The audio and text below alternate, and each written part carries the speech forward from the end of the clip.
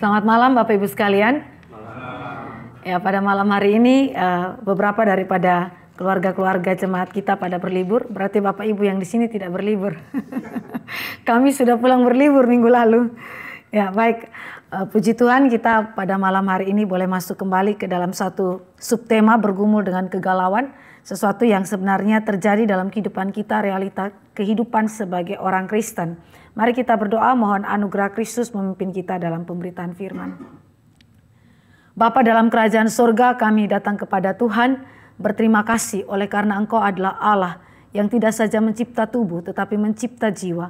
Dan karena Engkau adalah pencipta kami, maka Engkau mengenali jiwa kami, pergolakan yang terjadi dalam hidup kami dan yang seringkali menjadi beban berat dalam kehidupan kami. Kami berterima kasih kepada Tuhan karena Engkau adalah gembala bagi jiwa kami. Dan pada malam hari ini Tuhan, ketika kami belajar firman Tuhan, Engkau hadir di tengah-tengah kami, pimpin dan sertai kami semua, sehingga berita firman Tuhan menguatkan jiwa kami, meneguhkan iman kami, dan memberikan kepada kami kekuatan untuk menjalani hari-hari hidup kami, bahkan di tengah-tengah situasi yang sangat gelap. Terima kasih Bapa di sorga, kami serahkan waktu pemberitaan firman ke dalam tangan pengasihan Tuhan, dalam nama Yesus Kristus Tuhan kami berdoa. Amin. Mari kita membaca 3 teks Alkitab, semuanya dari kitab Mazmur, karena kitab Mazmur ini adalah kitab yang seringkali juga mengutarakan isi hati kita sebagai manusia dan khususnya sebagai orang percaya. Kita baca Mazmur 42 ayat yang ke-6, kita baca sama-sama. Kemudian pasal 30 ayat yang ke-6 kita baca sama-sama. Kita mulai dari 42 ayat 6. 2 ya. Mengapa engkau tertekan hai jiwaku dan gelisah di dalam diriku? Berharaplah kepada Allah, sebab aku akan bersyukur lagi kepadanya, penolongku dan Allahku. Kemudian 30 ayat yang ke-6. Kita baca sama-sama 2 ya. Sebab sesaat saja ia murka, tetapi seumur hidup ia murah hati. Sepanjang malam ada tangisan, menjelang pagi terdengar sorak-sorai. Terakhir kita baca dari Mazmur 73. Kita baca seluruh ayatnya sambil kita memaknai kalimat demi kalimat suatu pergumulan daripada Asaf yang kemudian dinyatakan di dalam ibadah publik, di dalam bentuk Mazmur. Kita baca pujian Mazmur Asaf ini, ya, yang lahir daripada pergumulan pengharapannya, seluruh ayatnya secara bergantian. Saya baca ayat-ayat yang ganjil, Bapak Ibu baca ayat-ayat yang genap. Mazmur Asaf, sesungguhnya Allah itu baik bagi mereka yang tulus hatinya, bagi mereka yang bersih hatinya.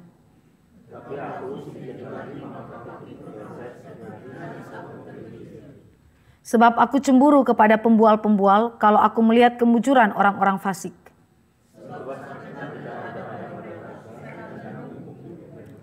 Mereka tidak mengalami kesusahan manusia dan mereka tidak kena tulah seperti orang lain.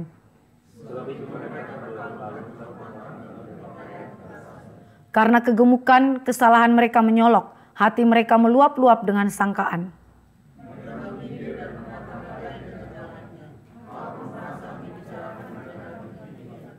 Mereka membuka mulut melawan langit dan lidah mereka membual di bumi.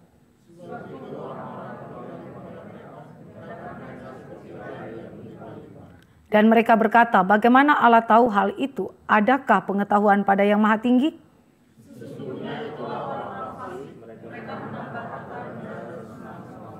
Sia-sia sama sekali aku mempertahankan hati yang bersih dan membasuh tanganku tanda tak bersalah.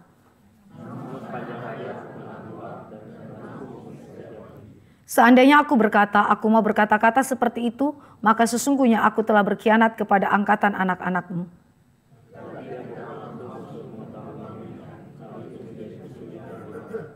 Sampai aku masuk ke dalam tempat kudus Allah dan memperhatikan kesudahan mereka.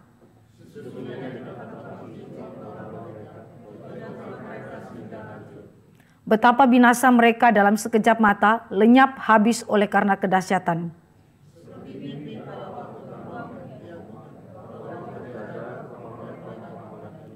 Ketika hatiku merasa pahit dan buah pinggangku menusuk-nusuk rasanya, tetapi aku tetap di dekatmu, engkau memegang tangan kananku.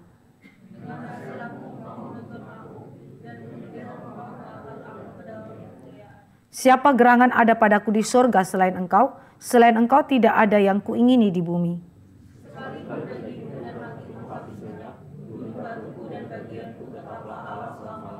Sebab sesungguhnya siapa yang jauh daripadamu akan binasa. Kau binasakan semua orang yang berzina dengan meninggalkan engkau.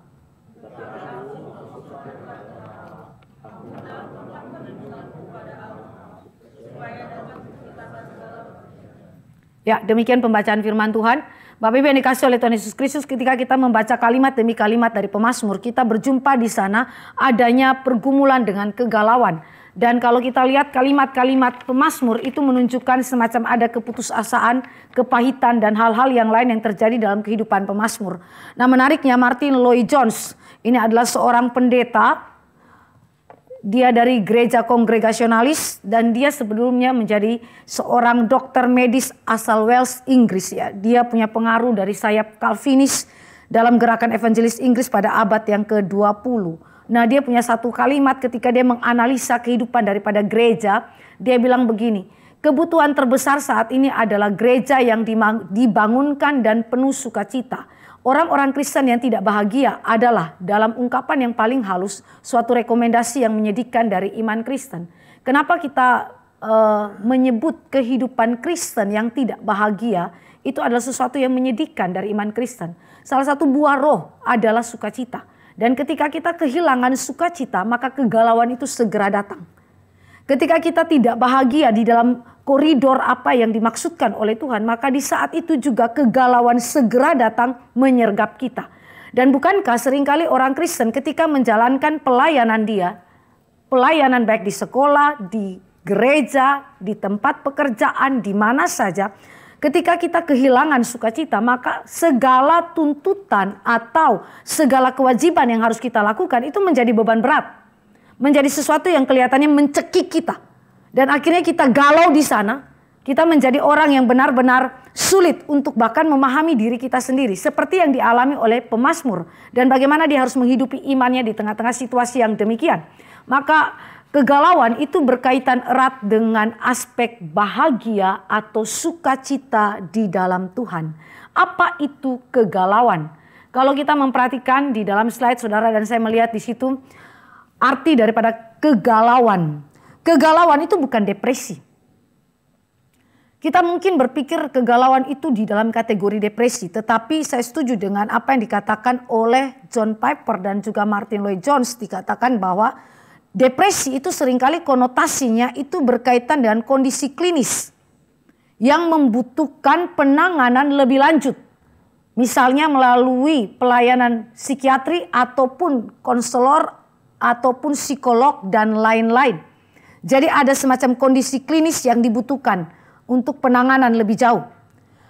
Kegalauan juga bukan pengalaman hari-hari buruk dan merasa putus asa sesaat di malam hari. Contoh seorang mahasiswa gagal di dalam mata kuliahnya, fail.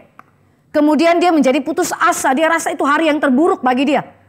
Lalu dia kemudian menjadi orang yang akhirnya murung sepanjang hari. Mamanya tanya pun gak mau dia jawab, dikasih makan pun gak mau dia. Ya itu namanya sesuatu yang kita tidak kategorikan sebagai kegalauan.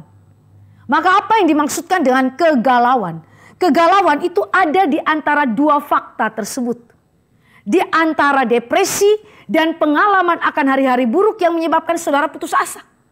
Antara depresi dan antara putus asa, kegalauan ada di tengah. Sehingga ini adalah sesuatu yang sekali lagi sering kali terjadi di dalam kehidupan bahkan seorang yang telah dilahirbarukan. Jadi kita walaupun sudah Kristen, sudah percaya Tuhan Yesus, kita tidak kemudian imun terhadap masalah kegalauan. Bahkan seorang penulis Kristen, teolog Kristen mengatakan bahwa kegalauan itu kejahatan. Kegalauan itu bukan sesuatu yang harus kita pelihara. Kegalauan itu kejahatan. Maka di dalam kegalauan ini ada satu kecenderungan atau afeksi atau emosi yang ada di dalam jiwa kita. Yaitu yang tadi dikatakan Martin Lloyd-Jones. Ketidakbahagiaan, kehilangan sukacita yang Allah berikan kepada kita. Kehilangan.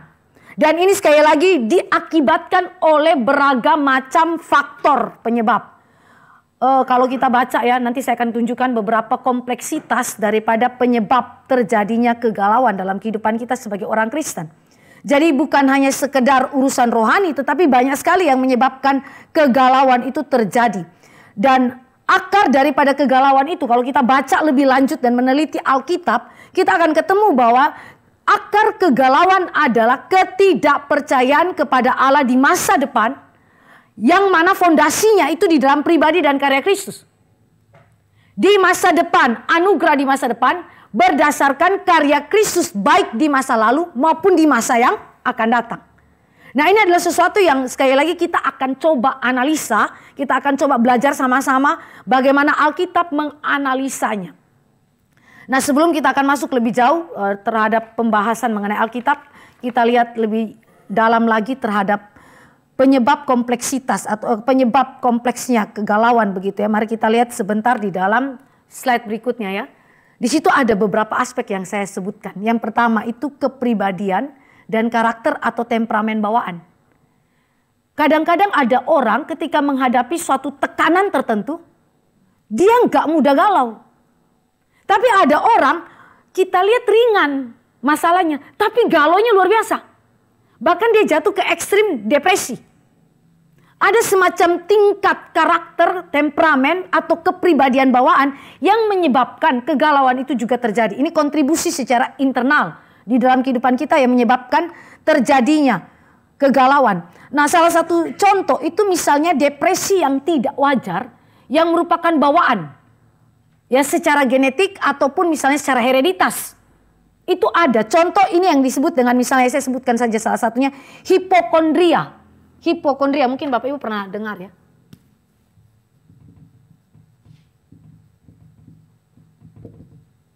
Apa itu hipokondria? Hipokondria itu disebut sebagai depresi yang tidak wajar. Yaitu ketakutan yang sangat berlebih-lebihan dan terus-menerus terhadap gangguan kesehatan tubuh oleh karena rangsangan penyakit. Nah, ini adalah suatu hal yang secara hereditas itu terjadi di dalam keluarga misionaris. Keluarga misionaris itu adalah David Brenner. Bapak Ibu mungkin pernah dengar David Brenner ya. Anaknya namanya Thomas Brenner itu sampai bilang begini, keluarga kami semuanya ngalamin ini, sindrom ini. Ketakutan yang berlebihan. Kenapa? Karena keluarga mereka tuh mati muda semuanya. Kakek neneknya, papa mamanya, kemudian anak kakak beradiknya itu mengalami sakit penyakit yang menyebabkan mereka itu sampai ketakutan. Kalau penyakit itu kena pada saya. Begitu. Dan ini sampai kepada tingkat depresi yang kita sebut sebagai hipokondria. Dan ini bawaan. Bawaan. Hereditas. Nah, Thomas Brenner itu bilang begini. Dia punya satu kesaksian. Anak daripada David Brenner. Dia bilang begini. Ada perbedaan antara depresi yang diderita seseorang sebelum dan setelah dia percaya kepada Tuhan. Sebelum dan setelah dia percaya. Setelah dia percaya, biasanya ketika terjadi depresi yang amat dalam, maka semacam ada jaringan kasih, ya, jaringan kasih. Kalau kita pernah main flying fox itu, kan kalau kita di atas tali itu, melintasi tali itu, biasanya kalau anak-anak itu kan di bawahnya ada jaring, Bapak Ibu. Nah, kalau orang yang sudah bertobat, ini kesaksian Thomas Brenner. Ketika dia alami hipokondria ini, begitu mencekram dia, apa yang terjadi? Dia jatuh, tapi dia jatuh di atas jaringan. Nah, jaring ini yang kita sebut sebagai jaring kasih Allah yang menangkap kehidupan daripada seseorang yang ada dalam depresi ataupun kegalauan untuk membuat dia tetap memiliki satu keyakinan terhadap imannya, terhadap kebenaran dan kebaikan Allah. Dia sangat-sangat dijaga oleh jaring itu. Jadi dia jatuh, tetapi dia dijaga oleh jaring itu. Nah, ini adalah sesuatu hal yang kita lihat bahwa kepribadian dan karakter atau temperamen bawaan begini adalah sesuatu yang perlu juga kita itu pahami terhadap diri kita ataupun terhadap orang lain. Karena itu sangat-sangat mempengaruhi kegalauan seseorang. Lalu hal yang kedua, beban tubuh. Beban tubuh ini berbicara mengenai kondisi fisik yang mempengaruhi suasana hati. Kondisi fisik, contoh misalnya saudara bekerja dan mengalami kelelahan yang amat sangat. Lalu ketegangan yang membuat saudara tuh berpikir pun sulit. Bahkan kalau anak-anak datang tanya sama kita, kita sudah ngamuk duluan. Apa kau? Tanya-tanya apa? Kayak gitu. Padahal anak kita nggak apa-apa loh. Tapi karena saking tegangnya, lalu lelahnya itu mencengkram kita. Makanya kita punya suasana hati itu nampak di dalam kehidupan fisik kita, beban tubuh kita, kondisi fisik kita. Kemudian misalnya ada penyakit yang berbagai bentuk itu menyerang kita sehingga mengakibatkan sekali lagi beban tubuh itu nampak. Sehingga itu mempengaruhi sekali kegalauan dalam jiwa kita. Contoh di dalam Mazmur 73 tadi, ayat yang ke-26, saya bacakan bagi kita dikatakan, sekalipun dagingku dan hatiku habis lenyap, gunung batuku dan bagianku tetaplah Allah selama-lamanya. Kata daging itu mengacu kepada tubuh, kebertubuhan. Batinku itu mengacu kepada kondisi, hati itu batin sebenarnya. Kata hati itu batin. Jadi Mazmur 73 ayat 26 itu mau menunjukkan adanya korelasi yang begitu erat antara apa yang terjadi pada tubuh kita dengan terjadi pada hati kita atau batin kita. Maka kegalauan dalam jiwa kita juga sangat dipengaruhi dengan kondisi yang kita alami secara kebertubuhan. Ya, kalau begitu Bapak Ibu bisa memahami kalau bapak-bapak, suami-suami kalau pulang dia mungkin membutuhkan refreshing tertentu. Sedangkan istri-istri ketika suami balik dia pikir ini kesempatan. Bantu saya kerja rumah tangga. Nah ini kan kadang-kadang hal-hal yang begini kan bisa menjadi konflik dalam rumah tangga. Tapi waktu kita melihat beban tubuh yang demikian kita bisa mengerti. Antar pasangan, antar kakak beradik, antar rekan pelayanan. Bagaimana kegalauan atau situasi batin itu sangat mempengaruhi kondisi fisik mereka, ya. Nah, kemudian pengkondisian keluarga. Pengkondisian keluarga. Maksudnya apa ini? Budaya yang terjadi di dalam keluarga. Kalau misalnya salah satu contoh ya, pengkondisian keluarga itu misalnya begini. Kalau orang tua biasa menuruti keinginan anak-anak ketika anak itu merengek, menangis dari kecil nih. Kalau menangis, merengek, mukanya asam, ya, maka orang tua segera mengikutinya. Orang tua nggak kemudian memberikan penjelasan atau kemudian menolak jika itu tidak benar dan seterusnya atau mendidik anak itu, tapi segera mengikutinya. Kebiasaan yang demikian, ada seorang teolog mengatakan, orang tua yang terus menyerah kepada manipulasi suasana hati anak yang berubah-ubah akan mempengaruhi anak itu di dalam pertumbuhan dia. Jadi anak itu akan selalu berpikir, kalau saya merengut, kalau saya muka masam, maka itu berarti saya akan dapat belas kasih. Dan kemudian 30 tahun kemudian yang terjadi adalah dia sulit untuk mengendalikan suasana hatinya. Dan kesulitannya 2 kali lebih sulit. Kenapa? Karena pengkondisian di dalam keluarga. Nah ini adalah situasi-situasi yang kita bisa temukan di dalam keluarga kita, di dalam kehidupan personal kita. Ya, seringkali ini menjadi pengaruh yang sangat besar di mana terjadinya kegalauan. Itu sebabnya galau itu nggak bisa cuma lihat satu faktor tertentu, tetapi ada kompleksitas yang mempengaruhi kegalauan itu terjadi. Ya. Dan ini semua kalau kita coba kita refleksikan itu semua ya, kalau Bapak Ibu perhatikan di sini kita lihat bahwa ternyata kalau kita coba refleksikan pertanyaan demi pertanyaan di dalam poin 1, poin 2, poin 3, kita akan ketemu bahwa akar daripada semuanya itu adalah kepada iman terhadap Allah dan iman terhadap firman. Kita coba refleksikan ya. Poin yang pertama. Kalau saudara dan saya melihat mengenai kepribadian dan karakter, kemudian pembawaan atau kondisi orang tua dan seterusnya. Ada kalimat yang saya kira ini bisa kita refleksikan bersama begini. Dari manakah asal cara kita mengasuh anak-anak kita dengan cara dikendalikan oleh muka asam mereka atau oleh mereka punya rengekan dan seterusnya?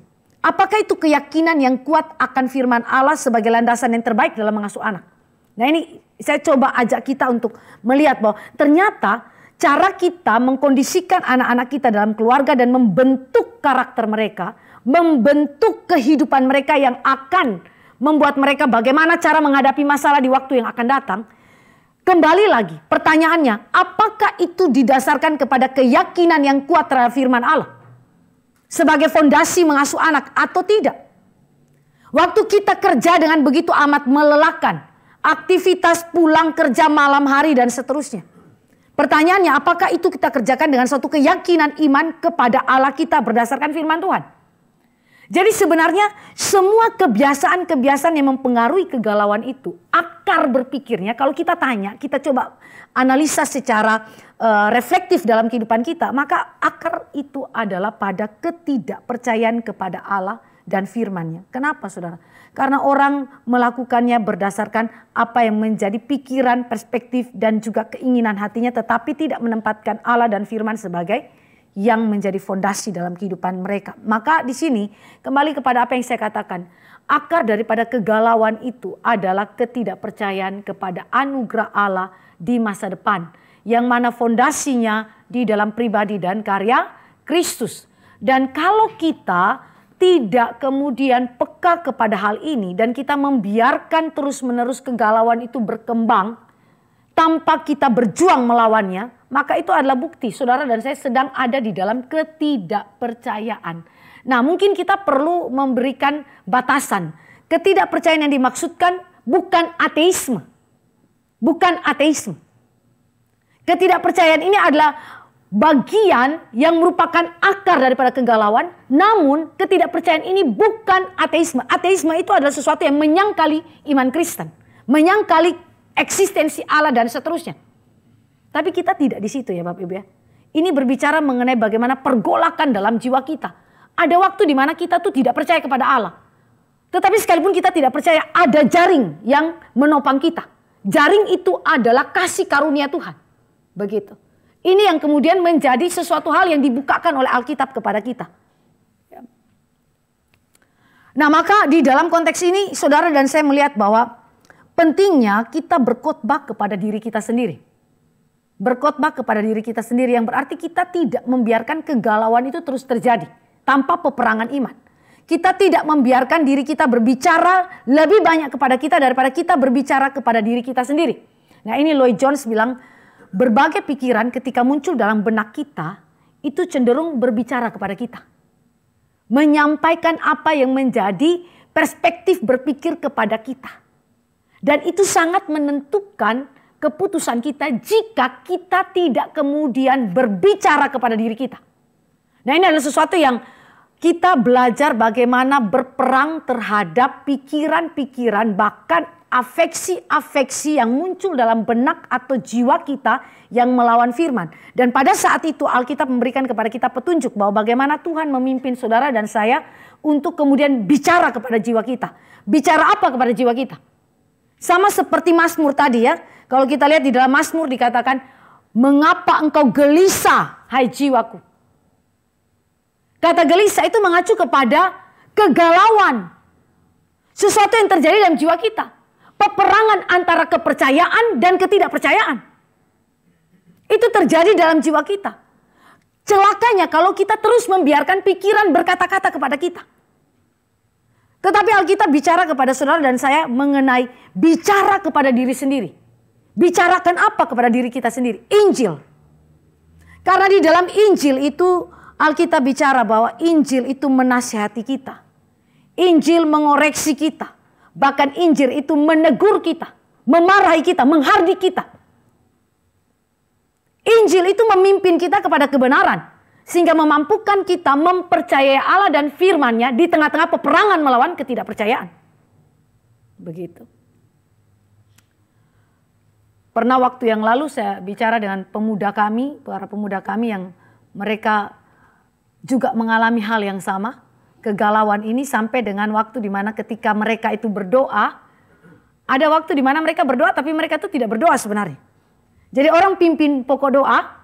Tapi mereka punya pikiran itu berbicara pada diri mereka sendiri. Jadi mereka tidak sedang berdoa sebenarnya. Lalu sibuk dengan pikiran. Orang pimpin doa, pokok doa dibacakan. Mulut mungkin bicara berdoa, tapi ini pikiran gak nyambung sama mulut.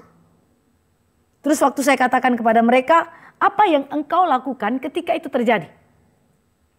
Mereka bilang, kami bingung Bu, apa yang kami lakukan? Lalu saya katakan kepada mereka, hardik pikiran itu, hentikan pikiran itu dengan cara arahkan pikiran kita kepada firman Tuhan.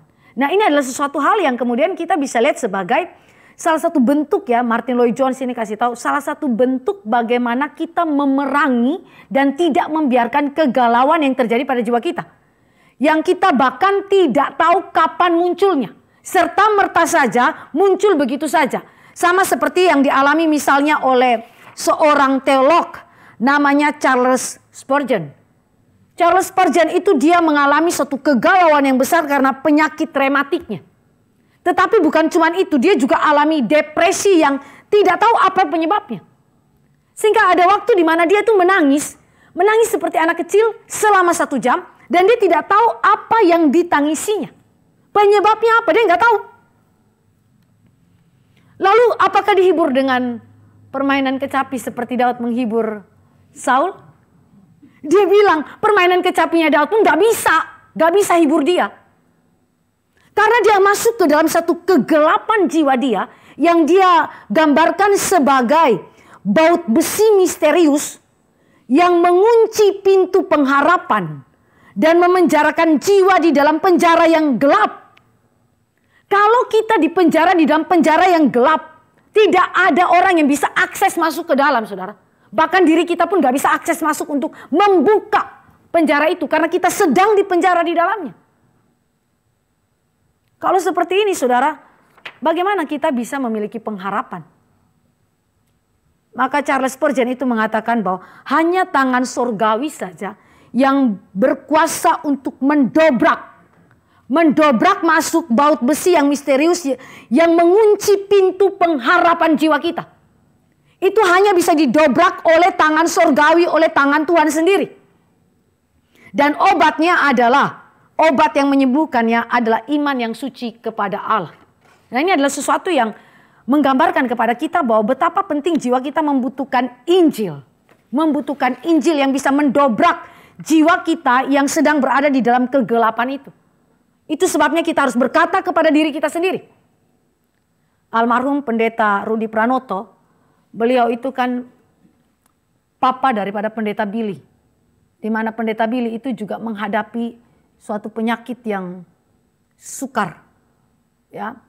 Sehingga pada waktu dia bagaimana menangani Pendeta Billy itu menjadi pengalaman rohani yang begitu baik untuk juga memberikan nasihat kepada mahasiswa-mahasiswi yang juga ya di STT tentunya mengalami penyakit yang sama. Sehingga pada waktu mereka mengalami kondisi itu, dia datang dan dia ngomong sama mahasiswa ini, dia bilang begini, cuman satu yang kamu harus lakukan, percaya kepada Tuhan. Tapi itu kayaknya nggak make sense buat orang yang lagi sakit. Apalagi sakit yang seperti ini atau sakit yang lain, ya Bapak Ibu bisa kategorikan di situ. Itu sukar. Tetapi sekali lagi berkhotbahlah kepada diri kita sendiri tentang Injil. Karena Injil itu menegur kita, menguatkan jiwa kita dan memimpin kita kembali kepada kebenaran. Maka di dalam pemikiran daripada John Piper, dia bilang begini. Bagaimana kita harus bertempur di dalam saat-saat yang sedih dan putus asa? Bagaimana caranya? Paling tidak ada 6 hal yang bisa kita pelajari dari Tuhan Yesus. Nah, ini mungkin pendekatannya dari konteks perjanjian baru dan ini sifatnya topikal.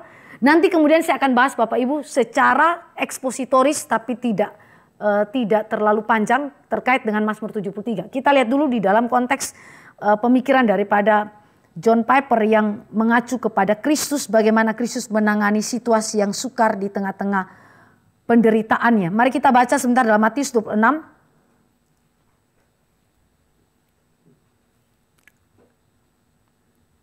Kita baca Matius 26 ayat 36 sampai dengan ayat yang ke 39. Kita baca sama-sama teks ini. Matius 26 ayat 36 sampai ayat 39 kita baca bersama 2 ya. Maka sampailah Yesus bersama-sama murid-muridnya ke suatu tempat yang bernama Getsemani. Lalu ia berkata kepada murid-muridnya, duduklah di sini sementara aku pergi ke sana untuk berdoa. Dan ia membawa Petrus dan kedua anak Zebedeus sertanya, maka mulailah ia merasa sedih dan gentar. Lalu katanya kepada mereka, hatiku sangat sedih seperti mau mati rasanya. Tinggallah di sini dan berjaga-jagalah dengan aku. Maka ia maju sedikit, lalu sujud dan berdoa katanya, ya Bapakku, jikalau sekiranya mungkin, biarlah cawan ini lalu daripadaku, tetapi janganlah seperti yang ku kehendaki, melainkan seperti yang engkau kehendaki. Apa yang menjadi model atau cara yang kita bisa teladani dari Tuhan Yesus ketika dia berada dalam situasi yang begitu genting. Keadaan yang begitu menegangkan bagi dia. Di Taman Getsemani ada 6 hal yang kita bisa pelajari. Yang pertama, ketika situasi itu terjadi dan saudara harus bertempur dalam iman, melawan ketidakpercayaan kita di dalam kegalauan. Hal pertama adalah memilih beberapa teman dekat, yakni orang yang percaya untuk ikut bergumul bersama. Kenapa teman itu perlu? Teman itu adalah orang-orang yang Allah siapkan, komunitas tubuh Kristus, untuk menopang kita ketika kita sedang dalam keadaan yang begitu amat lemah. Begitu amat lemah. Kristus adalah manusia biasa. Sehingga ketika Kristus meminta saudara-saudara seimannya, yaitu para muridnya, untuk mendampingi dia, itu adalah sesuatu yang wajar sekali. Di tengah-tengah ketegangan yang begitu mengerikan bagi Kristus. Sehingga memilih teman dekat adalah sesuatu yang penting. Yang kedua, menyatakan atau mengungkapkan dengan jujur kegalauan yang dialami. Apa yang dikatakan oleh Tuhan Yesus kepada murid-muridnya. Hatiku sangat sedih. Kata sedih di sini mengacu kepada kegalauan, tetapi ingat bahwa kegalauan yang amat-amat dalam, yang mirip seperti kemudian dialami di dalam Mazmur 73. Nanti kita akan lihat konteks Mazmur 73. Seperti mau mati rasanya, tinggallah di sini dan berjaga-jagalah dengan aku. Kejujuran untuk menyatakan apa yang kita alami kepada rekan sesama kita yang menjadi orang untuk orang-orang percaya yang mendukung kita di dalam pertempuran iman kita. Sehingga kalau kita itu cenderung untuk menyembunyikan kegalauan kita atau cenderung untuk kemudian menyelesaikan kegalauan kita padahal kita tidak mampu untuk menyelesaikannya, saudara akan ketemu bahwa saudara kolaps. Diri sendiri akan kolaps. Maka saudara perlu sekali untuk berbicara dengan jujur kepada teman kita. Ketiga, meminta doa syafaat dan persekutuan dari orang-orang percaya, teman dekat untuk mendukung dalam pertempuran melawan kegalauan. Meminta doa syafaat, berjaga-jagalah dengan aku. Kata berjaga-jagalah itu mengacu kepada doa syafaat. Yesus sendiri sebagai manusia, dia sadar bahwa ini adalah sesuatu pencobaan yang begitu luar biasa, di mana dia harus bergumul di Taman Getsemani untuk menghadapi suatu perjalanan yang tidak mudah untuk dia jalani. Tetapi di situ kita lihat bahwa dia dengan kerendahan hati minta kepada para muridnya untuk berjaga-jaga, berdoa bersama dengan Tuhan Yesus. Nah, doa syafaat ini adalah sesuatu yang penting. Kadang kita doa syafaat itu kita cuma bicara pokok doa saja. Tapi Bapak Ibu, waktu Yesus maksudkan berjaga-jaga ini adalah saudara menyelami situasi jiwa orang bersangkutan yang diceritakan kepada kita. Karena kita nggak mungkin tahu jiwanya dia secara presisi. Berdasarkan ceritanya dia. Jadi berdasarkan cerita itu kita menyelaminya, mencoba menganalisanya, dan kemudian saudara memahami konteksnya dan masuk ke dalam peperangan bersama di dalam doa kita. Ini yang Paulus gambarkan, menangis dengan orang yang menangis, berduka cita dengan orang yang berduka cita, bersuka cita dengan orang yang bersuka cita. Dan ini adalah sesuatu yang penting sekali di dalam kehidupan komunitas kita. Kadang-kadang kita enggan lakukan itu kepada rekan kita, atau rekan kita enggan lakukan itu kepada kita karena mungkin ada keterbatasan-keterbatasan tertentu. Mungkin juga asumsi-asumsi tertentu yang membatasi kita, akhirnya kita tidak bisa masuk lebih dalam lagi di dalam situasi yang ini. Harusnya hubungan kita satu terhadap yang lain dalam komunitas itu seperti ini. Keempat, mencurahkan isi hati kepada Allah Bapa di sorga. Kita lihat di dalam ayat yang ke-39, Yesus maju sedikit lalu sujud dan berdoa, katanya, ya Bapakku, jikalau sekiranya mungkin biarlah cawan ini lalu daripadaku. Tetapi janganlah seperti yang ku kehendaki, melainkan seperti yang engkau kehendaki. Apa yang ada dalam jiwa Kristus dia nyatakan dengan jujur bukan saja kepada rekan atau muridnya, tetapi dia juga menyatakan itu kepada Bapa di sorga. Suatu pernyataan yang jujur sekali. Bapak Ibu, waktu saudara dan saya ingin kemudian mendapatkan pemulihan daripada Tuhan, betapa penting kita dengan jujur berbicara apa adanya kepada Tuhan kita. Nanti kita lihat itu di dalam Mazmur 73. sangat jujur membicarakan apa adanya diri kita kepada Bapa di sorga. Dan di dalam ayat 39 poin kelima, melabuhkan jiwa dalam hikmat Allah yang berdaulat. Yesus sebagai manusia, dia menyerahkan kehendak dia kepada kehendak Bapa, yang berarti bahwa di situ ada sinkronisasi antara kehendak Kristus dan kehendak Bapa yang berdaulat. Tentu kita tahu bahwa Yesus datang ke dalam dunia ini untuk menyelamatkan kita. Yesus sudah tahu itu. Sebelum peristiwa di Getsemani, Yesus tahu dia datang ke dalam dunia, misinya untuk apa. Namun yang di sini kita melihat bagaimana Yesus melabuhkan jiwanya. Sebagai manusia, dia tunduk kepada kehendak Bapa di sorga. Ini bukan baru dilakukan ketika dia berinkarnasi tentunya, tetapi sejak sebelum dunia diciptakan dalam relasi Bapa dan Anak dalam kekekalan, memang Yesus sudah biasa ya taat kepada Sang Bapa. Dan itu dinyatakan kepada kita di dalam sejarah ketika dia berinkarnasi ke dalam dunia. Nah, ini adalah sesuatu yang saudara dan saya lihat bagaimana kita ketika bertempur di dalam kegalauan jiwa kita, betapa saudara dan saya perlu mengakui hikmatnya Tuhan. Sehingga kita tidak kemudian menganggap diri kita itu mampu menyelesaikan masalah kita atau mampu mencari jalan keluar untuk menyelesaikan masalah kita. Tetapi kita meminta belas kasih Tuhan, berikan kami hikmat Tuhan. Dan hikmat itu adalah hikmat yang berkaitan dengan firman Allah, yang memimpin saudara dan mengarahkan saudara kepada kehendak kekal Tuhan. Jadi untuk melawan kegalauan yang esensinya adalah ketidakpercayaan kepada Allah dan firman, harus ada kehendak Allah, firman Allah yang berotoritas atas kehidupan kita juga. Sehingga ini adalah dua hal yang kalau kita mau bilang bertempur, tetapi kita tahu bahwa pada akhirnya kehidupan orang Kristen itu dimenangkan oleh kehendak Tuhan. Nah, maka di sini saudara dan saya melihat bagaimana Tuhan bekerja di dalam kehidupan jiwa orang-orang percaya dan kita bisa meneladani itu dari Kristus. Keenam, mengarahkan pandangan kepada anugerah Allah di masa depan yang mulia. Sukacita bagi setiap orang percaya yang memungkinkan sekali lagi kita bisa kuat di dalam pertempuran itu dan memenangkan pertempuran itu. Kita lihat di dalam Ibrani 12 ayat yang kedua. Ini kita meneladani Kristus, apa yang sudah Kristus lakukan. Ibrani 12 ayat yang kedua. Kita bisa lihat di situ dikatakan, marilah kita melakukannya dengan mata yang tertuju kepada Yesus yang memimpin kita dalam iman dan yang membawa iman kita itu kepada kesempurnaan, yang dengannya mengabaikan kehinaan, tekun memikul salib, ganti sukacita yang disediakan bagi Dia yang sekarang duduk di sebelah kanan tata Allah. Di situ jelas sekali bagaimana Kristus memandang anugerah di masa depan. Kehinaan yang Dia tanggung hari ini melalui jalan salib, itu adalah sesuatu yang harus dilewati untuk memasuki kemuliaan, sukacita yang disediakan bagi Kristus duduk di sebelah kanan Allah. Dan hal yang sama juga yang mengarahkan hati kita ketika kita berada di dalam kegalauan. Ya, jadi ini adalah sesuatu yang kita lihat mengenai prinsip-prinsip yang ada pada diri Kristus, yang kita bisa terapkan ketika kita bertempur ya di dalam saat-saat sedih, saat-saat putus asa, saat-saat kegalauan itu menyergap kita.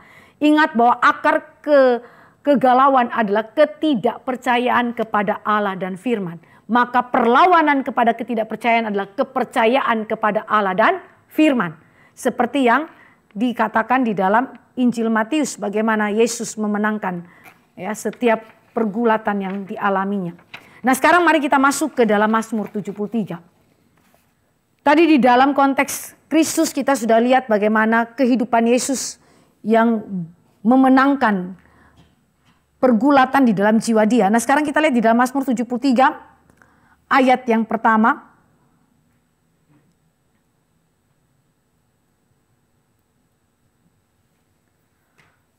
Di situ ada satu pengakuan iman yang dinyatakan baik di awal Mazmur 73 maupun di akhir Mazmur 73. Kalau kita lihat di situ, pengakuan imannya adalah Allah itu baik. Allah itu baik. Dan kalau kita baca di dalam ayat yang ke-28, bagian yang terakhir, juga di situ berbicara mengenai kebaikan Tuhan. Kebaikan Tuhan. God is good. Kalau kita lihat di dalam terjemahan bahasa Indonesia kurang kelihatan ketimbang kita lihat di dalam terjemahan bahasa Inggris. Jadi di dalam ayat 28 dan di dalam ayat yang pertama, Bapak Ibu lihat di situ strukturnya itu diapit dengan Allah itu baik. Nah, coba kita mulai melihat mengenai ini.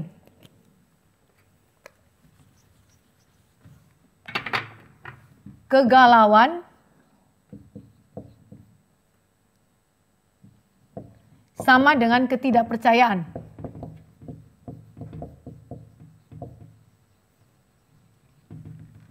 Kepada Allah dan firman.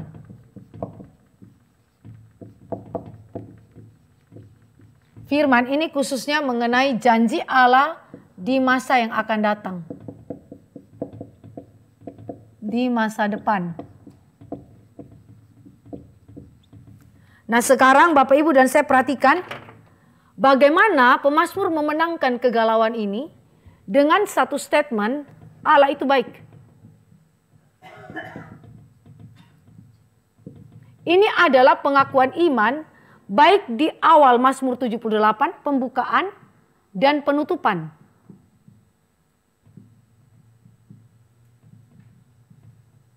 Mazmur 73 bukan 78, Mazmur 73. Bagaimana dia menghadapi situasi yang sukar, tapi iman dia tetap mengatakan bahwa Allah itu baik. Ini kan sulit sekali ya. Situasi yang memang benar-benar sulit bagi pemazmur. Pengakuan iman, God is good. Surely God is good. Kata good itu di dalam bahasa Ibrani tov. Ya. Ini berbicara mengenai kebaikan Allah sebagai karakter Allah yang diimani oleh Asaf dan diimani oleh orang Israel secara menyeluruh tentunya. Dan kebaikan itu dikaitkan dengan hukum retributif. Hukum retributif ini maksudnya apa Bapak Ibu? Ini adalah hukum semacam tabur tuai, pembalasan begitu ya. Kalau orang buat baik ya dia diberkati, kalau tidak baik ya berarti dia dikutuk begitu. Sehingga konsep daripada pemazmur ini Allah itu baik termasuk di dalam hukum retributifnya.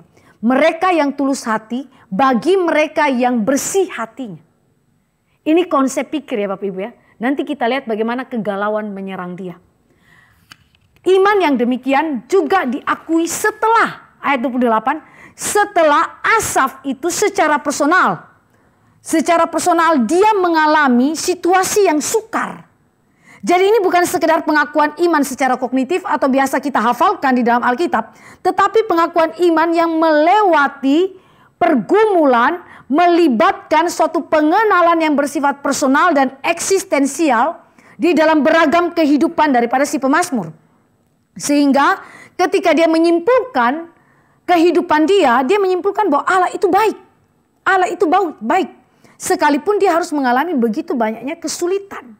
Nah ini Bapak Ibu dan saya bisa lihat ya bagaimana rangkaian iman daripada pemazmur. Kemudian Bapak Ibu dan saya melihat iman dalam krisis. Kalau iman kita adalah iman yang didasarkan kepada prinsip Allah itu baik. Bahkan di dalam hukum retributifnya. Bagaimana dengan situasi faktual? Keadaan yang ditemukan secara faktual yang dialami oleh pemazmur. Dan ini yang menggoncang dia. Menggoncang iman daripada pemazmur.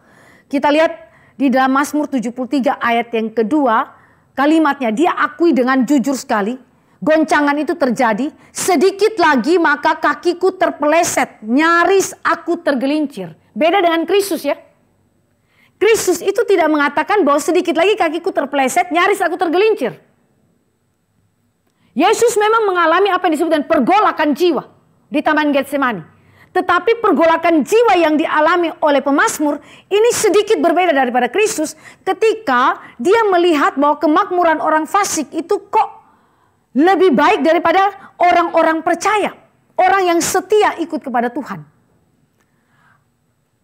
Seorang teolog mengatakan begini.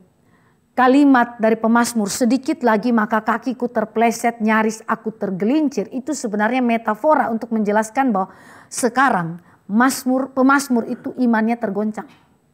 Pemikirannya menjadi kabur. Bapak Ibu pernah nggak mengalami goncangan sampai doktrin-doktrin yang kita pelajari itu sama sekali nggak efek pada kita? Kita baca Alkitab, kita dengar firman di PA, di khotbah. Kita juga baca buku teologi. Iya, kita setuju sih. Kita ngerti doktrin itu, tapi doktrin itu tidak efek. Tidak berdampak pada hidup kita. Karena begitu banyaknya kesukaran yang kita hadapi dan menyebabkan iman kita begitu tergoncang. Saya pernah berhadapan dengan seorang pemudi yang juga bilang begini, Bu, saya tahu doktrin. Saya belajar itu, Bu. Tetapi saya heran, waktu saya hadapi masalah saya, itu doktrin itu di mana? Kok nggak efek pada jiwa saya? Kayaknya hati saya tuh nggak bisa terima doktrin itu. Ini yang saya katakan, Allah itu baik, hukum retributifnya adalah dia baik bagi orang yang bersih, orang yang tulus. Faktanya tidak begitu sepertinya. Maka ini terjadi kegalauan di sana. Pemazmur di dalam konteks pasal 73 ayat yang ketiga, lalu kita baca sampai dengan ayat yang ke-12, dia bicara jujur tentang apa yang menjadi alasan goncangan yang dialami. Dia bilang dia cemburu. Bapak Ibu pernah cemburu? Ketika Bapak Ibu melihat mungkin orang yang bertindak tidak benar, tetapi kok sepertinya tidak mendapatkan hukuman dari Tuhan. Sedangkan kita yang berjalan lurus, kok kenapa kita banyak kesukaran yang kita hadapi. Fitnahan, kesukaran, kesulitan, penderitaan, sakit, penyakit. Kenapa yang sana sudah benar-benar hancur jalannya? Kenapa tetap makmur? Saudara, itu menjadi goncangan tersendiri. Maka ini disebut sebagai pergulatan dalam jiwa yang berkaitan dengan konsep doktrinalnya, konsep imannya pemazmur. Cemburu. Mengapa hal yang baik terjadi atas orang fasik? Kemudian pemazmur juga mengakui bahwa dia sulit memahami konflik internal ini. Bagaimana hukum retributif dari Allah yang baik itu kepada orang fasik.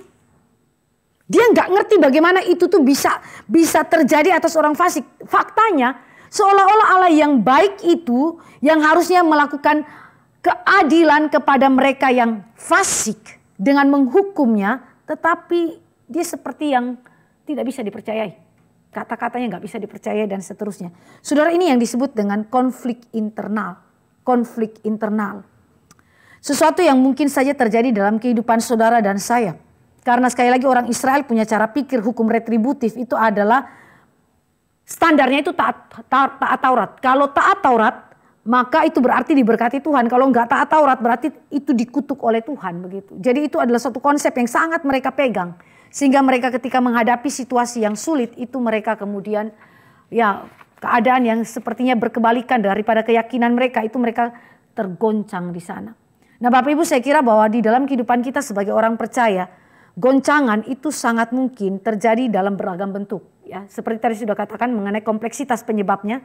Tetapi di pihak lain, ada satu hal yang kita bisa temukan dalam kehidupan orang Kristen adalah kegalauan yang ditimbulkan oleh konflik internal yang bersifat doktrinal. Pengalaman dia berbeda daripada konsep pikir yang dia mengerti tentang Tuhannya, tentang kehendak Tuhan, tentang hukum-hukum Allah dan seterusnya. Dan itu menjadi sesuatu yang sangat membebani dia. Nah, kalau kita lihat lagi di dalam iman, dalam krisis ini ada faktor eksternal yang menyebabkan kenapa pemazmur ini sampai hampir tergelincir. Kalau kita lihat di situ ada kata-kata yang saya highlight di situ, Bapak Ibu bisa lihat di slide. Dari eksternal ini kehidupan dan orang fasik yang dia lihat sendiri. Dia pakai istilah pembual-pembual. Kata pembual itu dalam bahasa Ibrani halal. Atau kalau kita seringkali pakai haleluya. Lucu ya. Terjemahan dari bahasa Indonesia adalah pembual-pembual. Tapi Ibraninya halal atau kita pakai istilah haleluya. Yang paling banyak digunakan untuk memuji-muji Tuhan. Kalau kita berdoakan dalam nama Yesus. Haleluya. Amin. Iya kan? Yang berarti kita memuji Allah kan ya. Tapi kenapa istilah itu kemudian diterjemahkan sebagai pembual-pembual? Untuk menunjukkan kepada nuansa negatif. Yang mengacu kepada orang fasik itu sendiri. Ketika orang fasik itu sombong dan dia mengangkat dirinya seperti Allah. Bukan Allah yang disembah tapi dirinya sendiri yang disembah. Ini konteksnya. Sehingga pemazmur itu begitu sakit hati begitu pahit hatinya. Karena dia lihat bahwa pembual-pembual ini ya secara negatif ya, mereka dipuji, mereka menjadi sombong, mereka mengangkat diri. Mereka menjadikan diri mereka sama dengan Allah. Tapi Tuhan gak hukum mereka. Sedangkan saya sudah setia sama Tuhan. Toh penderitaan datang sama saya. Ini kebalikan Tuhan. Nah ini sesuatu yang galau sekali pada diri dia. Saya nggak tahu Bapak Ibu sampai sejauh mana Bapak Ibu tuh memaknai iman Kristen. Pengakuan iman Bapak Ibu. Sampai kedalaman jiwa kita. Dan itu begitu saudara, dan saya pikirkan sampai implementasikan dalam kehidupan kita. Pemazmur ini sampai sebegitunya. Kemudian kemujuran. Kemujuran itu dalam bahasa Ibrani shalom. Shalom. Dan shalom itu kan bicara mengenai damai sejahtera, kelengkapan, segala yang baik yang merupakan berkat dari Allah yang seharusnya bagi umat Allah. Sekarang shalom itu kok kepada orang fasik. Bukan kepada orang yang percaya. Ini sesuatu yang benar-benar terjadi pembalikan di dalam hukum retributif. Yang akhirnya membuat emosi pemazmur itu begitu terguncang. Pikiran pemazmur sampai dia nggak habis-habis. Tuhan, ini engkau punya doktrin, ini ajaranmu ini benar atau tidak? Begitu. Sehat dan gemuk, kesakitan tidak ada pada mereka. Ini saudara dan saya versus kutukan Allah atas semua manusia. Common curse. Semua manusia harusnya ngalamin ini. Kok bisa sehat dan gemuk dia, kesakitan tidak ada pada mereka? Ada penafsir yang bilang begini. Orang-orang ini adalah orang-orang yang bebas dari frustasi yang dialami oleh manusia lainnya. Jadi mereka itu orang yang gak ngalamin frustasi, gak depresi dan seterusnya. Bahkan dikatakan bahwa waktu mereka itu mati, mereka mati itu dalam tanda petik ya, shalom. Begitu. Sesuatu yang kelihatannya dari kacamata manusia kok baik-baik aja begitu. Dan ini menjadi sesuatu yang dikomplain dalam hati dari para pemazmur. Kemudian kecongkakan, saudara. Kecongkakan itu dalam bahasa Ibrani, saudara lihat di situ gawak, kebesaran, kemuliaan, di mana orang fasik memiliki keunggulan dan tempat yang terhormat di dalam dunia. Lalu kemudian orang-orang yang percaya ada di mana? Orang-orang percaya itu semacam menjadi terpinggirkan. Mereka menjadi kaum marginal. Mereka mungkin minoritas. Lalu akhirnya pola kehidupan, pola ajaran daripada orang fasik itu, kefasikan mereka mempengaruhi kehidupan orang-orang benar. Karena mereka memandang bahwa itu sebagai sesuatu yang normal, normalisasi dosa. Kehidupan yang berada di dalam keberdosaan, mereka hidup di dalam ketidakbenaran, tetapi mereka dapat harta kekayaan. Mereka korupsi, tetapi mereka hidup dalam damai sejahtera. Mereka korupsi, tetapi mereka itu sehat, gemuk, dan seterusnya. Mereka hadapi sesuatu yang baik-baik saja. Maka ini bisa saja mempengaruhi kehidupan daripada orang-orang Kristen. Dan orang-orang Kristen bisa jatuh dalam misalnya prosperity gospel. Yang sebenarnya itu sesuatu yang membahayakan iman Kristen. Ya. Bapak Ibu, apa yang saya mau katakan di sini? Pemazmur itu punya kedalaman kegalauan. Kedalaman pergumulan imannya. Yang berkaitan dengan pengakuan imannya. Saya punya pengakuan iman begini Tuhan, tapi fakta hidup bertentangan dengan pengakuan iman saya. Bagaimana solusinya? Dan goncangan terjadi. Maka dikatakan dalam ayat 13, pemazmur mulai menunjukkan apa yang terjadi dalam batin dia, itu nampak di dalam kebertubuhannya dia juga. Orang-orang benar menderita tulah dan hukuman, lantas dia berkata, sia-sia hidup menurut kehendak Allah. Dia bilang dia frustrasi. Dia bilang bahwa dia benar-benar bingung dengan segala situasi yang ada. Sehingga apa yang kemudian dipertanyakan oleh Asaf di sini. Kebaikan Allah bagi orang benar di dalam penderitaan. Mengapa orang benar menderita? Mengapa hal-hal yang baik terjadi atas orang fasik? Kalau dengan demikian maka sia-sia saya hidup menurut kehendak Allah. Ini kata-kata putus asa. Kata-kata putus asa. Sia-sia bergumul dalam kediaman. Kediaman maksudnya apa Bapak Ibu? Dia bergumul diam-diam, dia belum berbicara secara langsung kepada komunitas umat Allah. Ada penafsir yang bilang begini, dia mempertimbangkan komunitas umat Allah. Dia takut kalau dia bicara tentang kegalauan jiwa dia kepada komunitas umat Allah, akhirnya menjadi batu sandungan. Karena Bani Asaf ini orang yang memuji-muji Allah di rumah Tuhan. Pelayan Tuhan kok kegoncangnya seperti ini. Pelayan Tuhan kok galaunya seperti ini. Saudara, itu sesuatu yang bisa saja dicibir oleh orang lain. Ya kan? Kok kamu pelayan Tuhan, kamu harusnya tahu doktrin yang baik dong. Harusnya waktu kamu ada dalam kegalauan, kamu bisa dong menerapkan doktrin dengan baik dalam kehidupan kamu. Kok bisa begitu ya hidupmu? Akhirnya jadi batu sandungan bagi orang lain. Dan juga menjadi cibiran yang tidak perlu. Sehingga dikatakan bahwa sia-sia aku bergumul dalam kediaman. Jadi ini berarti sudah ada suatu sikap hati yang benar-benar kedalaman tekanan yang ada pada diri dia. Begitu. Kemudian di situ kita lihat mengenai seorang penulis yang mengatakan begini. Sekalipun pemazmur berada dalam keraguan dan pertanyaan yang tidak dapat terjawab secara manusiawi tentunya, pemazmur tidak sampai jatuh ke dalam ketidakpercayaan. Ketidakpercayaan ini harus garis bawahi, bukan ateisme. Berbeda daripada orang fasik yang menyebut di mana Tuhan. Apakah ada pengetahuan pada Allah? Yang berarti mereka ateis. Tapi pemazmur bukan ateis. Bapak Ibu, saya mau tekankan ini. Dalam kehidupan orang Kristen ada ruang bagi saudara meragukan iman saudara. Dan ini yang disebut juga dengan kegalauan. Di antara depresi dan pengalaman-pengalaman hidup saudara. Ada ruang saudara mempertanyakan iman saudara. Ada ruang saudara berteriak kepada Tuhan. Tuhan, kenapa begini? Saudara boleh lakukan itu. Dan Allah membuka itu dengan leluasa. Di sini saudara dan saya melihat bagaimana firman memimpin saudara sampai kepada solusi terhadap kegalauan saudara. Bagaimana saudara mematikan ketidakpercayaan itu. Bagaimana saudara memenangkan ketidakpercayaan itu dalam jiwa saudara. Ingat bahwa ketidakpercayaan yang dimaksudkan di sini, pemazmur tidak jatuh sampai kepada ateisme. Bagaimana titik balik kehidupan daripada pemazmur? Dan bagi saya ini adalah solusinya. Sama seperti Kristus juga memberikan kepada kita tahapan-tahapan. Kita lihat di dalam titik balik ayat yang ke-17. Mazmur 73. Sampai aku masuk ke dalam tempat kudus Allah dan memperhatikan kesudahan mereka. Dalam ayat 16 dia bilang, tetapi ketika aku bermaksud untuk mengetahuinya, aku mau cari tahu. Hal itu menjadi kesulitan di mataku karena aku tidak bisa memecahkan masalah ini. Sampai kapan? Sampai aku harus masuk ke tempat kudusnya Allah. Tempat kudus itu mengacu kepada beberapa hal. 3. Mesbah lokal, tempat di mana umat Allah berjumpa dengan Allah. Itu ibadah publik. Jadi bukan kepada Yerusalem saja, tetapi kepada mesbah. Di mana setiap umat Allah bisa berjumpa dengan Tuhan di sana. Ibadah publik. Apa yang saya mau katakan kepada kita?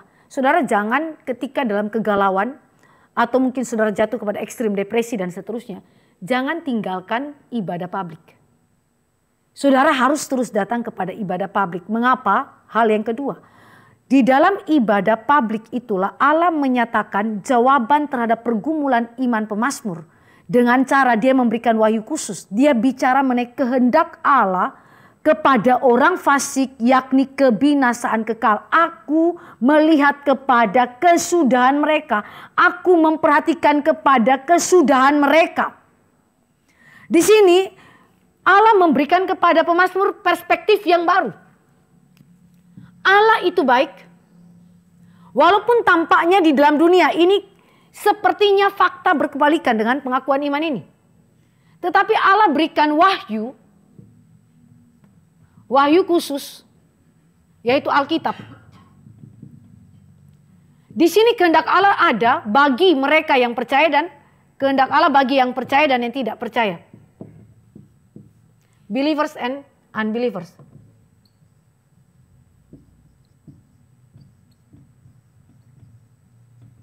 Saudara, dan saya lihat di sini bagaimana Tuhan memimpinnya.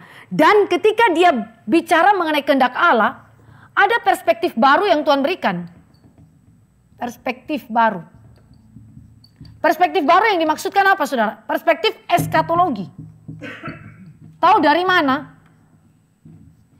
Dari kata kesudahan mereka. Kata kesudahan itu mengacu kepada apa yang akan terjadi nanti kepada mereka. Di sini saudara dan saya melihat bagaimana Tuhan itu memimpin pemazmur untuk melihat sampai kepada rancangan Tuhan bagi orang-orang yang gak percaya Bahwa mereka walaupun hari ini hidupnya baik, hari ini mereka menikmati kelihatannya anugerah Tuhan, kebaikan Tuhan, shalom dan seterusnya itu. Tetapi mereka ada di tempat-tempat licin. Tempat licin itu adalah tempat yang diletakkan oleh Tuhan bagi mereka yang tidak percaya. Sehingga tanpa didorong pun dia jatuh sendiri. Licin. Sesuatu yang merujuk kepada kejatuhan, kehancuran daripada mereka yang disebut sebagai orang fasik. Nah, cara pandang eskatologi yang demikian membuat pemazmur itu memiliki kekuatan iman untuk boleh hidup setia kepada Tuhan. Hidup berjalan dengan Tuhan. Nah, ada yang mengatakan bahwa pemazmur ini ketika diberikan perspektif yang baru secara eskatologi, dia bahkan memandang sampai kepada kedatangan Kristus. Yang pertama dan kedua. Nanti saya akan jelaskan bagaimana itu bisa sampai ke sana. Kenapa itu bisa memberikan kekuatan bagi pemazmur. John Calvin itu punya istilah begini. Perspektif eskatologi kita menentukan bagaimana cara saudara hidup hari ini. Kalau saudara tidak memiliki perspektif eskatologi yang benar, maka saudara pun akan menghidupi hari-hari ini dengan cara yang tidak benar. Contoh, saudara punya perspektif eskatologi bahwa setiap orang percaya dibangkitkan di dalam kemuliaan setelah dia mati. Itu memberikan saudara punya pengharapan hari ini ketika mengalami kematian. Saudara tahu bahwa kematian ini akan memimpin saudara masuk ke dalam kemuliaan. Itu adalah sesuatu yang saudara sadar atau tidak sadar.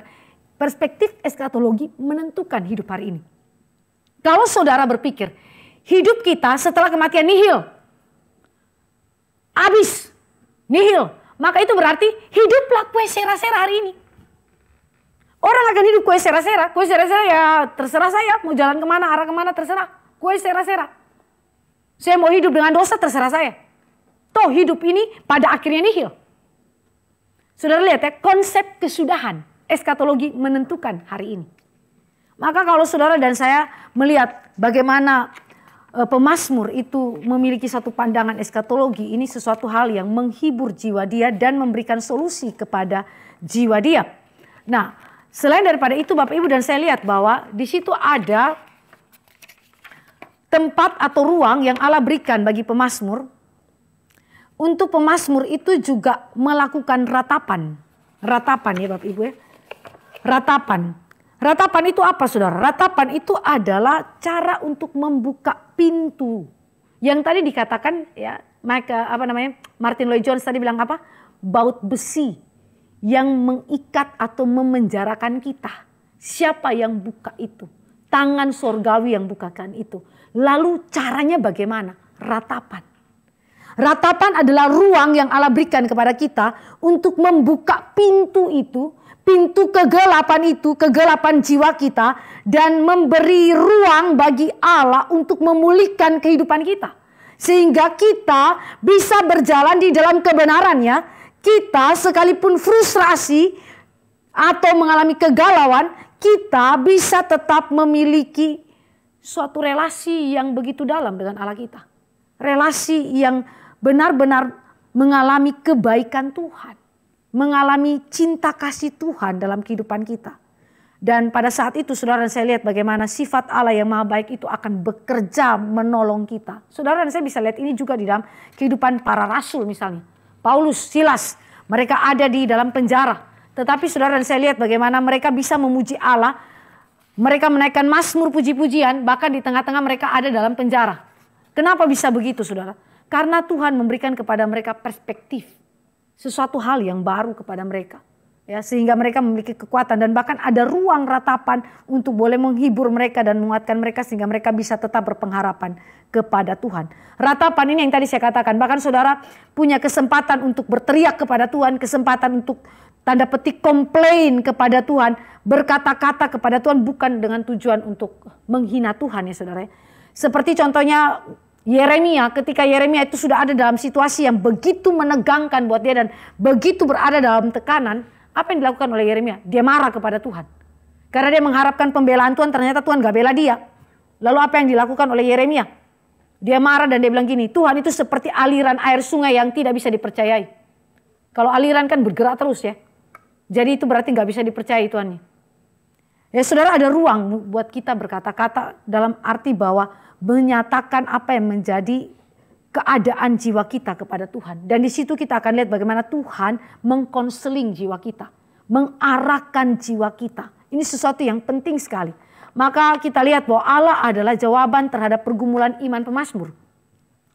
Momentum di mana pemazmur itu mengalami konfrontasi dengan Tuhan ya.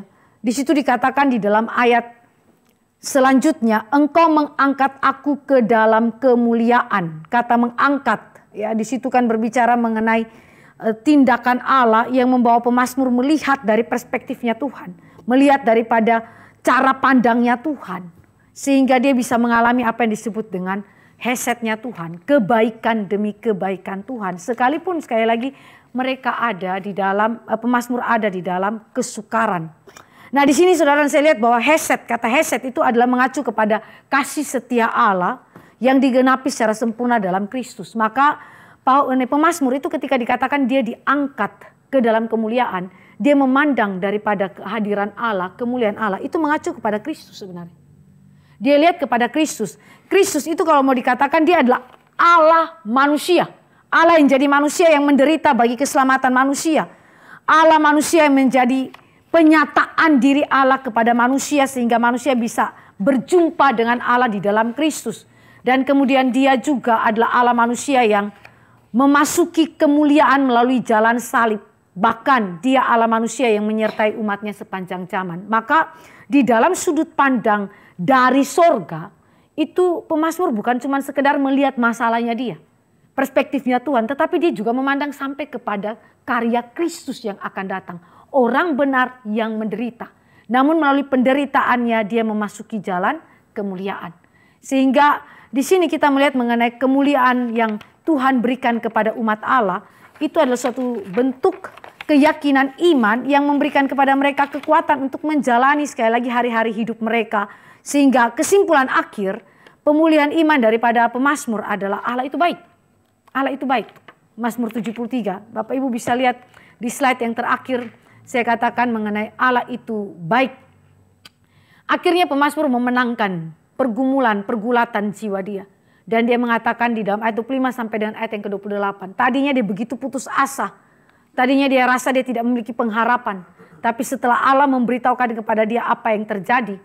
Dan memiliki iman dan kemudian pengharapan kepada Kristus. Maka kemenangan iman terjadi. Hasrat untuk berkomitmen kepada Allah. Keyakinan iman bahwa Allah satu-satunya gunung batu, bagianku, kekuatan yang menolong aku di tengah-tengah kehidupannya yang sukar. Sehingga di dalam pengertian yang baru, pemazmur melihat Allah itu baik. Allah itu baik. Ya. Ketika hukum retributifnya kelihatannya itu berkebalikan, ternyata enggak berkebalikan. Itu akan berjalan lurus sebagaimana yang Tuhan Allah itu janjikan kepada umat Allah. Nah kita lihat di sini 3 rangkap jawaban terakhir ya. Allah itu tetap kasih sekalipun tidak selalu mencurahkan berkat. Allah itu mengizinkan kesengsaraan sebagai cara memurnikan dan mengukuhkan kesalehan. Dan Allah mempunyai rancangan yang jauh melampaui akal manusia. Ini membuat sekali lagi pemazmur kembali bisa memuji Allah, kembali memiliki kebahagiaan, kembali memiliki sukacita yang sempat hilang, yang sempat direnggut oleh ketidakpercayaan tapi bukan ateisme.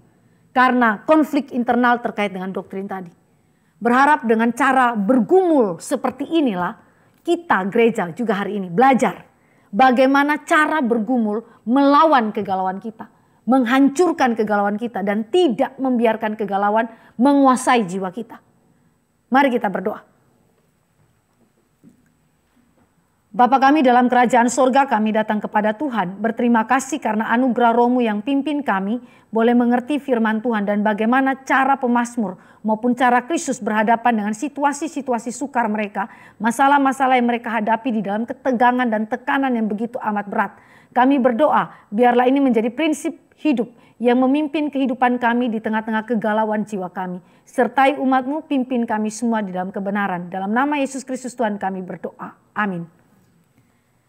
Baik Bapak Ibu, apakah ada pertanyaan sebelum saya serahkan kepada MC? Iya Pak, silakan. Ada 2 pertanyaan. Pak Ginting baru di belakang. Awal-awal kita itu Ibu ada satu tadi itu kan bahwa itu kan tadi kegalauan itu adalah kejahatan. Ya. Kegalauan itu adalah ketidakpercayaan kan Ya. kepada Allah dan kepada firman Tuhan. Ya. Kata kejahatan ini apa tepat? Apakah itu adalah dosa, bukan kejahatan? Karena kita ini semua semakin dekat kita kepada Tuhan. Maka apa yang tadi kita bahas itu tadi, itu semua muncul. Bahkan tadi kita baca itu Matius 26, Tuhan Yesus di Taman Getsemane pun dia sampai mencucurkan peluknya itu darah. Itu berarti kegalauan itu, ketakutan itu sudah dosisnya di atas lagi kan. Kalau kemarin kita berbicara tentang kekhawatiran, hari ini saya lihat itu dosisnya jauh lebih tinggi. Melampaui kekhawatiran. Nah, tadi kita bahas itu mengenai Matius 26 ya. Mengenai di Taman Getsemane. Nah, apakah ini? Karena kita ini dipanggil oleh Tuhan ya untuk bergumul. Memang khawatir itu sesuatu hal yang saya kira wajar. Waktu minggu kemarin juga saya kira wajar karena di dalam kekhawatiran di dalam Matius 6 ayat 25 sampai 34 kemarin pun itu 3 kali. Jangan khawatir, jangan khawatir. Ada 3 kemarin juga penyebabnya kenapa manusia khawatir. Kenapa orang percaya khawatir? Karena kurang percaya, karena menduakan Tuhan, karena kurang percaya kepada Bapa, karena salah fokusnya. Mereka beriman kan begitu. Jadi saya kira kalau kejahatan itu kan konotasinya ya kita ini semua yang bergumul di hadapan Tuhan orang jahat. Tapi kita ini kan bukan itu, Bu. Kita ini kalau kurang percaya ya betul. Karena itu maka kita belajar firman Tuhan setiap hari Kamis. Kalau boleh di rumah juga belajar firman Tuhan setiap hari. Berdoa setiap hari. Supaya pengertian firman Tuhan itu masuk di dalam hati kita. Sehingga itulah yang menjawab kegalauan kita tadi. Seperti 6 tadi. Bagaimana kita mengatasi tadi Ibu sudah berikan. Jadi saya kira ya ini maaf. Kalau saya kayaknya bukan kejahatannya. Tapi dosa saya kira ya betul. Karena kemarin pun hai kurang percaya, hai yang kurang percaya. Karena Tuhan Yesus katakan di dalam Matius 11 ajakan juru selamat itu ayat 28 sampai 30 itu kan dikatakan Tuhan udah tahu kita ini pasti. Itu maka dia katakan, marilah kepadaku yang letih lesu, yang berbeban berat. Ikulah yang kupasang, bebanku itu ringan. Itu berarti dia yang memberikan kita beban pada waktu kita beriman kepada dia. Beban itu karena kita harus hidup menjadi saksi. Menjadi serupa dengan dia. Itu kan tujuan hidup kita kan. Begitu menurut saya. Menurut Ibu bagaimana? Ya ini maaf saya sedikit. Ya, jadi istilah kata kejahatan itu dari Charles Spurgeon. Charles Spurgeon itu melihat kegalauan itu sesuatu kejahatan karena ketidakpercayaan kepada Allah dan firman. Dosa itu kan ada dalam kategori jahat, Pak. Sehingga ketika kita itu galau dalam pengertian akar yang tadi saya katakan tidak percaya, itu jahat. Nah itu pemikirannya Charles Spurgeon. Sehingga kita nggak bisa bilang kegalauan itu wajar, nggak apa-apa. Coba kita definisikan dulu kegalauan itu apa. Sehingga peperangan antara ketidakpercayaan dan kepercayaan itu harus terjadi. Kalau kita berhenti berperang, berarti kita memelihara ketidakpercayaan itu. Dan itu jahat. Itu sesuatu pemberontakan kepada Tuhan. Begitu. Nah, tetapi menariknya adalah pemazmur ini di dalam konteks karena ketidakpercayaan, tapi sekali lagi ketidakpercayaan ini bukan ateisme ya. Nah, dia memandang ke sini. Orang benar yang mengalami suatu pergumulan iman. Suatu gejolak jiwa yang benar-benar terjadi dan dia punya pengharapan ke sini. Begitu. Kristus waktu bergumul itu bukan karena dia nggak percaya sama Bapa punya kehendak. Makanya tadi saya bilang dia tahu untuk apa dia datang ke bumi ini. Dia tahu misinya apa. Dan dia menyatakan pergumulan manusiawi.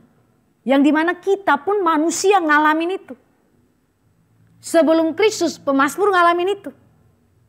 Ini yang disebut dengan pergumulan yang kita bilang ini bukan sesuatu yang imun terjadi di dalam kehidupan kita sebagai orang Kristen. Kita pun ngalamin begitu. Pemazmur ngalamin. Tetapi ingat bahwa Charles Spurgeon punya kata-kata tadi, jika kita mengalami kegalauan di dalam akar ketidakpercayaan, maka hancurkan itu. Karena ketidakpercayaan adalah kejahatan.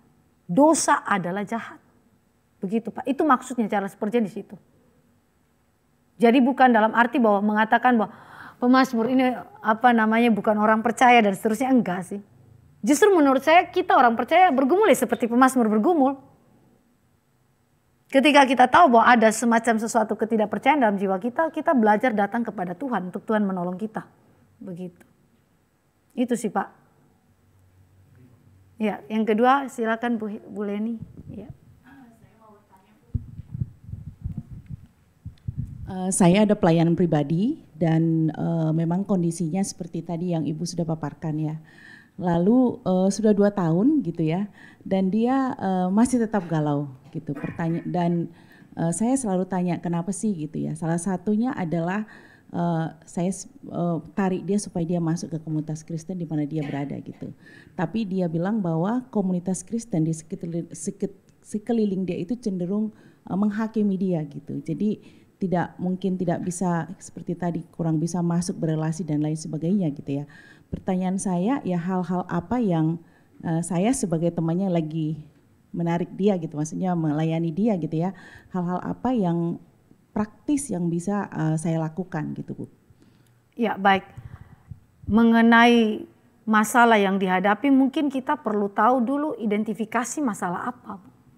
Karena penghakiman yang terjadi itu sangat mungkin karena apa yang dia lakukan juga. Nah kita tidak tahu persis ya, saya nggak tahu ini masalah apa yang dihadapi begitu kan ya. Anggaplah dia melakukan apa yang tidak berdosa, anggaplah begitu ya Bu ya.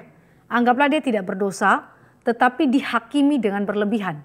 Demikian ya kira-kira begitu ya Bu ya. Nah setelah dia mencoba untuk mendekat kepada komunitas, ternyata komunitas tidak bisa menolong dia. Apa yang dilakukan?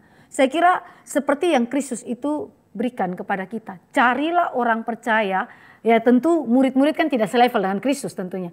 Tetapi ini prinsipnya secara umum bagi kita adalah carilah orang-orang percaya yang dewasa secara rohani. Karena kedewasaan rohani itu mengasumsikan pengenalan kepada firman. Dan itu memberikan kepada kita juga ruang untuk kita berbicara apa adanya kepada orang yang dewasa rohani itu. Karena orang yang dewasa rohani itu bisa memandang perspektifnya itu jauh lebih luas. Nah ini sesuatu yang penting sekali karena dengan demikian menolong kita juga. Begitu. Itu sih Bu. Ya. Ada lagi yang lain?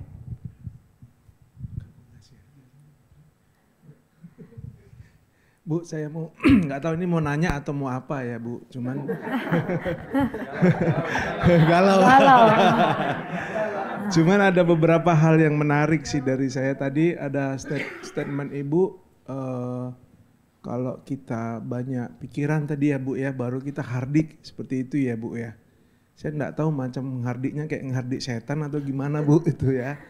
Tapi saya mau relate juga dengan solusi yang 3 tadi ya Bu. Yang tadi kan ada yang bicara dengan Tuhan, terbuka dan lain-lain ya tadi ya kalau nggak salah. Saya ini kan saya teringat lagi akan Mazmur dalam kegalauan ini kan pasti relate dengan pergumulan ya Bu ya. Baik dari tadi Ibu bilang sakit penyakit, pergumulan hidup, yang lain-lain. Nah kalau pengalaman saya ini ya Bu ya, atau pengalaman-pengalaman yang saya baca di Mazmur yang gak seberapa itu saya baca Bu. Kalau ngalamin pergumulan kalau sebentar aja sih kuat ya Bu ya. Tapi kalau lama ini siapa yang tahan ya. Makanya Mazmur kan sering saya baca kalimat yang sering berulang kan, berapa lama lagi aku harus nunggu, berapa lama lagi kau biarkan mereka begitu, berapa lama lagi gitu loh Bu. Maksudnya iya ada orang percaya tapi kok lama banget ya jawaban Tuhan ya. Sampai mungkin dia bisa murtadin gitu ya, sampai dia imannya crack gitu Bu, pecah gitu loh. Nah ini saya mau tanya apakah cara menghardik pikiran-pikiran galau itu bagaimana ya? Tapi kalau saya lihat di Mazmur ini yang saya baca, yang saya renungkan, si Mazmur ini, Daud ini Mazmur ini banyak kayak self talk kepada Tuhan ya. Seperti, jiwaku kenapa engkau seperti ini? Percayalah kepada Tuhan gitu. Padahal memang pergumulannya belum selesai sih kalau saya lihat. Tapi dia bicaranya dengan kayak seolah-olah dia keluar, dia bicara ke jiwanya. Kenapa engkau percayalah Tuhan akan gini-gini gitu. Apakah itu juga solusi Bu atau kayak cara ngehardik tadi yang Ibu ngomongin? Terima kasih Bu. Ya salah satunya itu juga Pak. Yang tadi saya katakan berkhotbah kepada diri kita sendiri. Jadi kalau berkhotbah kepada diri kita sendiri ya seperti yang dilakukan pemazmur. Mengapa engkau gelisah hai jiwaku? Percayalah kepada Tuhan. Kan kata percaya itu menggambarkan bahwa sebenarnya jiwa dia sedang dalam krisis kan. Nah ini sesuatu yang buat saya wajar kita kerjakan. Nah kalau hardikan itu Bapak Ibu, kita kan bisa mengidentifikasikan pikiran yang bersesuaian dengan kehendak Tuhan dan tidak. Kan kalau kita membiarkan pikiran terus berbicara itu kayak noise. Bising banget. Bapak Ibu pernah ngalamin gak? Bising itu di pikiran kita sendiri. Orang lain ngomong pun kita bising sendiri dengan pikiran kita. Nah ketika kebisingan itu terjadi itu biasanya mengalihkan fokus. Mengalihkan objek kita. Kalau misalnya kita lagi doa itu berarti mengalihkan objek kita kepada yang lain. Atau misalnya Bapak Ibu sedang dalam pergumulan. Itu kan pikiran muncul terus kan ya. Muncul terus. Ini gimana kalau begini, ini kalau begini. Dan makanya Tuhan bilang di dalam pemazmur. Menenangkan jiwa. Ya kan. Tuhan itu memberikan ketenangan bagi jiwaku. Ketenangan itu dia meneduhkan kita. Membuat kita punya bising pikiran yang tidak berkenan kepada Tuhan itu teduh.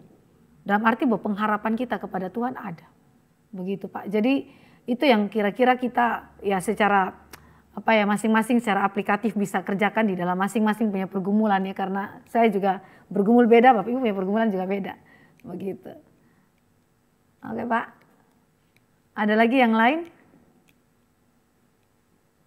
Iya Pak.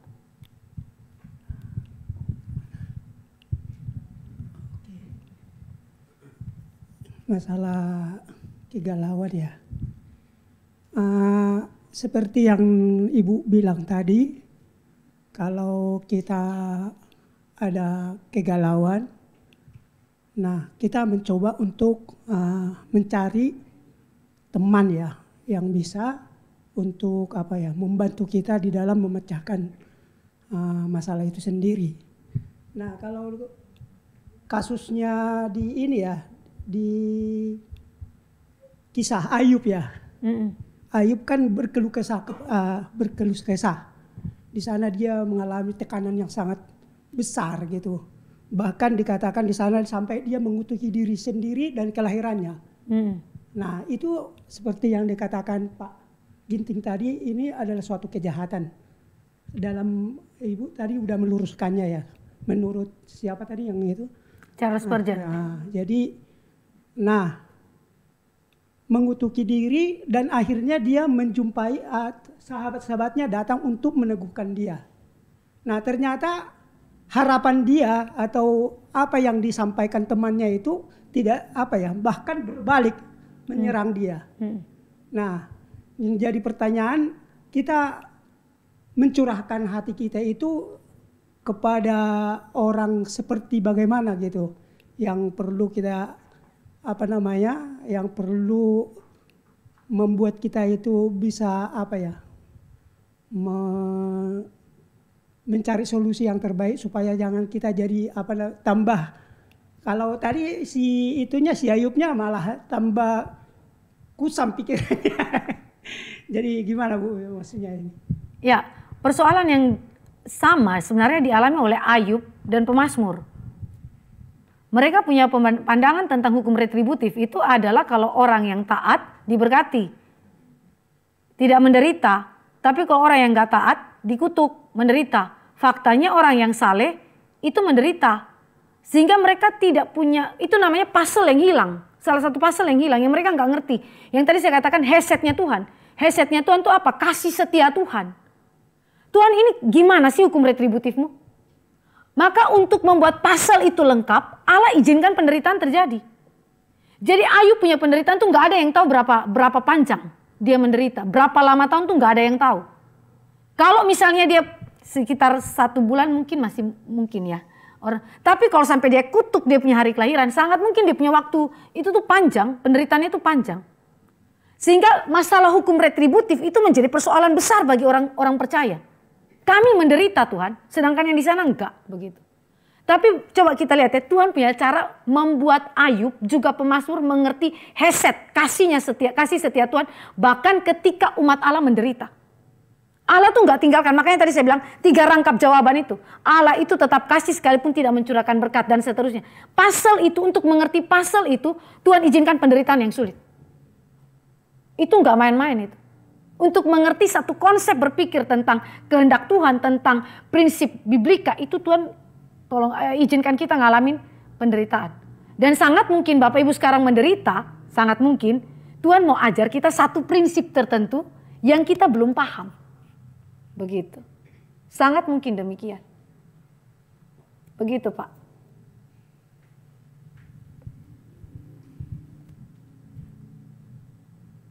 Terakhir ada pertanyaan lagi?